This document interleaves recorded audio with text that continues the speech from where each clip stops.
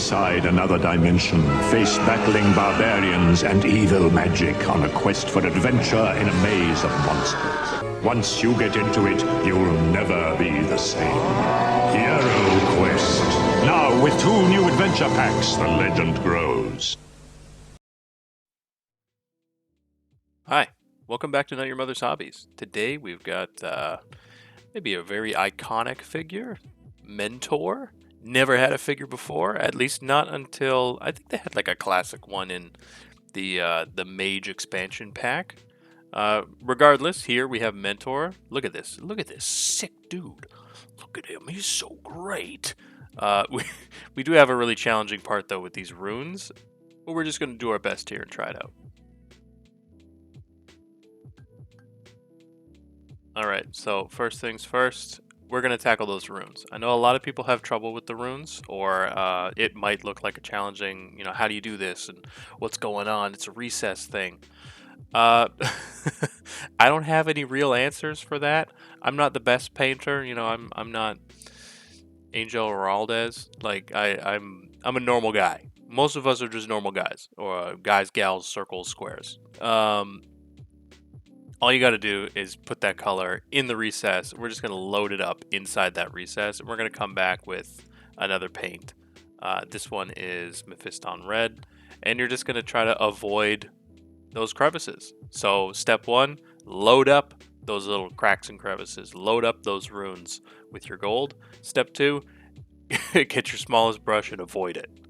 That's really the only tips and tricks I can give here. Mine didn't come out too bad. The front runes, I warn you, the ones on the front of Mentor are the most challenging. They are the smallest. They are I guess the recesses are the weakest, at least on my mold. Whereas the back ones are very deep, very bold, very big. So just keep that in mind. The front ones are very tiny and fiddly, and the back ones are very large and simple. Do your best. That's all you can ask. I did my best. I think it came out decent. I think the back ones really shine. The back ones really came out well. And that's all you can do. I enjoyed mine. I could probably do better. Everybody could do better. It's all learning. And that's that. So you can see we put black all over his robe here. And then we're taking our contrast red, and we're going to put that on the remaining red parts. So we only use that Mephiston on the tassels, right? His runic tassels. And that's because we have a lot of control. And then we're using the contrast on the larger exposed areas just to finish up, right? Here we're doing his flesh. This guy's pretty simple outside of those runes. His color scheme is not that bad. The model has a lot of chunky detail. It's a really good figure. I really like him. The only hard part is those ding dang dong runes. Here we go. We're using Skeleton Horde on the book. We've done that before on lots of books, lots of parchments. Just doing the same old, same old.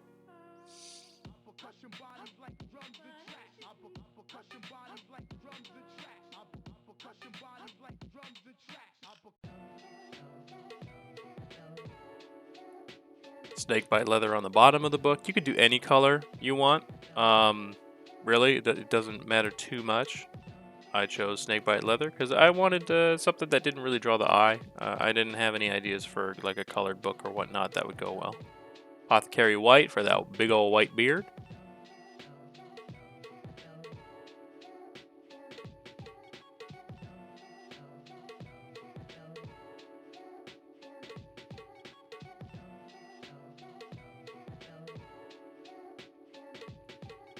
And then we're using Nuln oil for the parts of his clothing that is like serrated or ridged like this. Okay, so he's got some underneath his arms right there. And he's got some on the front of his robes as well. And we're also going to We're also going to cover these little parts here. These little under robe.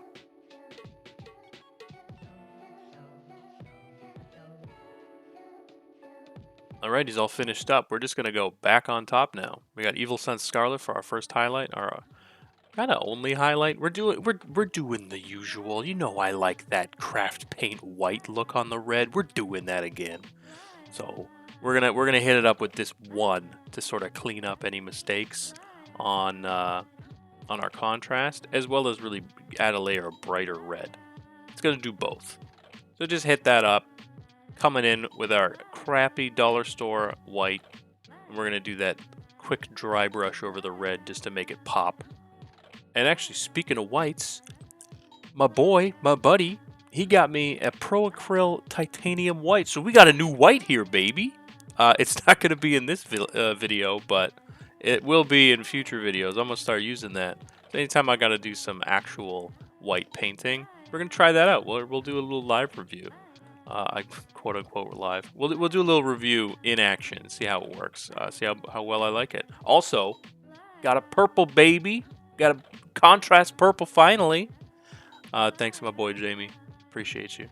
We're putting Dark Reaper on these robes. We're layering up our black, business as usual. I like a blue black. You don't have to use a blue kind of gray to layer up. You could use something like, I know GW has like a Eshin gray. That could be a good dark gray one to build up. I like a blue gray. I think it adds more like tonality. I think it adds more personality for a lot of things. I don't usually want traditional gray. Here we're using Fenrisian gray. We're gonna do some just spot highlights on those robes, just to dot it in there. I need a new bottle. My bottle's getting dry. But you know what? That dryness is actually adding a little bit to the technique because I'm forced to stipple. And you know what's good on cloth? Kind of roby stuff, you know, tabards and whatnot? Texture. So you can stipple and swipe and stripe and it'll add a lot of nice cool depth. Gray sear, we're going to do that to light up those under robes, right? The ones we put the Nuln oil on. We're going to use that to lighten up those guys.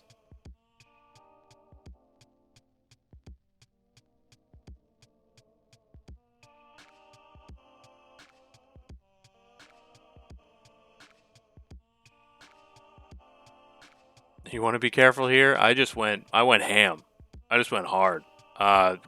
You could do whatever you want in there. You could grab a small dry brush. You could get real detailed in there. I just stabbed that paint in. We're using Wraithbone to clean up those books. Just make them nice and smooth, consistent. Keep that recess in the middle and on the outside. Retributor armor, we're popping that gold in, baby. So we did all the gold in the runes. We ended up skipping all the gold on the jewels and stuff so that we can do our normal Gulliman technique. So that we can be a little messy, a little sloppy, a little missy. It won't matter. You won't see it. We can be a little loosey-goosey, take the pressure off. Pop in the Reichland Fleshade gloss. Business as usual. Get that shiny, shiny metal.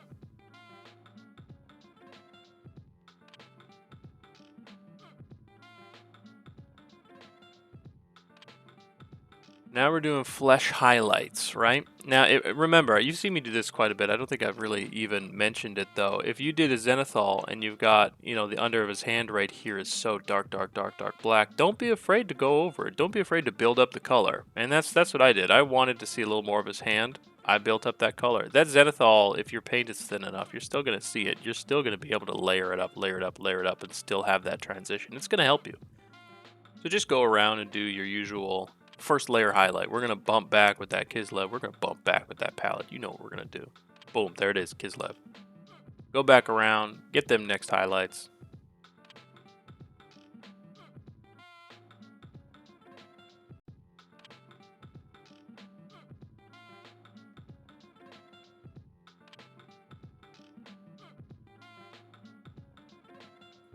And what I say, boom, Pallid Witch Flesh. You're going to get them little tiny pingy poppy ultra highlights going on.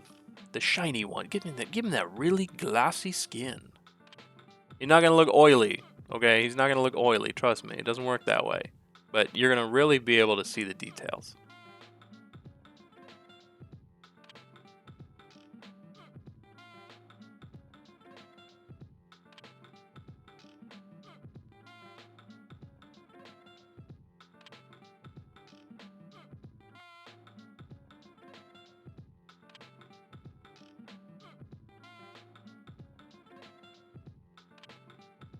Alright, first things first, chrome for our extra touches. Chrome, you know it is. We have metal on here, we're going to pop some chrome.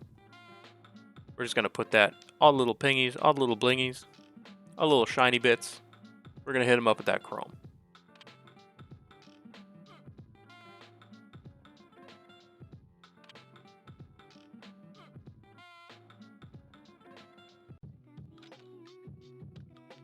Here we go, dollar store white, using this as a highlight for the beard. Now, what I tell you, that titanium white is in the backlog, baby. It's coming. Next time I got a grizzly white beard, we got titanium white coming up from the roster. You're gonna come out like Undertaker in that flaming coffin. Boom! You're gonna hear the bell. Boom! What's that? What's that? Oh my God! He's back from the dead. We got titanium white, son. That's what it's gonna be like. You just wait. And then on to basing. We just got to paint, we got to shade. There's no need to do any dry brush or any texture paint because there's not a lot of space down there. You could do some if you want. I chose not to. There's not a lot of space. Then I use a Gunpla marker, Gundam marker. You could use any kind of pen as long as the ink works on top of acrylic paints or whatever. That's why I use the Gundam markers because, they're for model kits and whatnot. But yeah, anything you got that works on this, just go in there and start making squiggly lines and designs, and it really helps for this kind of stuff. I use it for eyeballs too. Not eyeballs in a book, but like pupils and whatnot. I think it helps to dot them in. You have so much control. But yeah, just get creative and make some stuff in the book.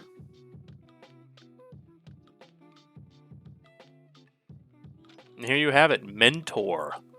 The alternate wizard sculpt from the Mythic Tier Pledge.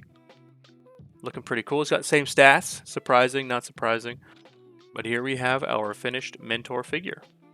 Now you let me know down in the comments below if you have Mentor and if you're going to paint him. And if you're having troubles with those runes. I know somebody in one of the other videos had said in the comments he was looking forward to Mentor because they were having troubles. Are you doing him the same as the artwork? Are you doing him different? All that kind of jazz. We got 2 more minis from the Mythic tier left before we move on.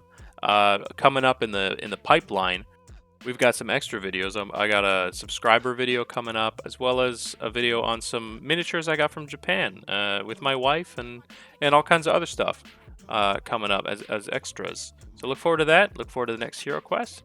Like, subscribe, comment, and I'll see you later. Bye-bye!